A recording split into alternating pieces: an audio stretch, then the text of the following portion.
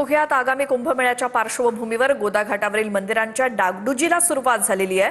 त्यामुळे रामकुंड आणि गोदाघाट इथल्या मंदिरांना पुनर्वैभव मिळणार आहे। ऐतिहासिक नारोशंकर मंदिराचा देखील कायापालट होणार आहे। सिंहस्थ निधीतनं मंदिरांच्या डागडुजीला भरीव निधी देण्यात आलाय। याचा आढावा घेतलाय आमच्या प्रतिनिधीनं, बघूयात।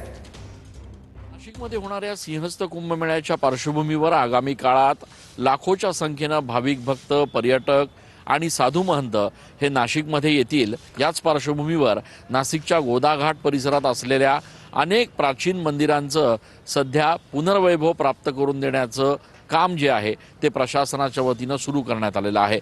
सिंहस्थाच्या पार्श्वभूमीवर फक्त रस्ते आणि गोदाघाटावरील घाट आणि सुशोभीकरणाचे सगळे कामच नाही, तर या सगळ्या जुन्या मंदिरांना पुनर्वैभव प्राप्त करून त्यांना या ठिकाणी आकर्षणाचा एक केंद्रबिंदू बनवण्याचा प्रयत्न देखील प्रशासनाच्या वतीनं केला जातोय।